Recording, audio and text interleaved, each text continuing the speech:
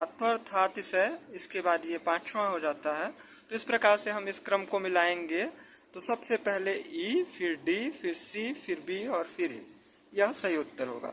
फिर हम अगर 53 नंबर प्रश्न की आलोचना करते हैं, इसको देखते हैं, इसका अवलोकन करते हैं, तो हमें समझ में आता है कि मंत्रिपरिषद में द्वादश अमात्यों, ऐसा मनु ने बोला है। तो ए का तीसरा होगा। ए का तीसरा सिर्फ एक ऑप्शन में है, तो इससे हम समझ सकते हैं कि ए का तीसरा, बी का चौथा, सी का पहला और डी का दूसरा होगा। तो इस प्रकार से षोडश अमात्य बृहस्पति के द्वारा बोला गया है, सी का पहला होगा और डी का तीसरा होगा।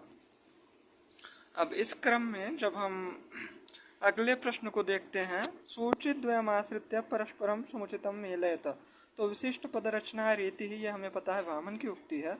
तो इससे ही हमें इस प्रश्न का उत्तर मिल जाता है, क्योंकि ए का दूसरा सिर्फ एक ऑप्शन में है, तो इसलिए इसका तीसरा नंबर ऑप्शन सही होगा। ए का दूसरा, बी का तीसरा, सी का चौथा और डी का पहला।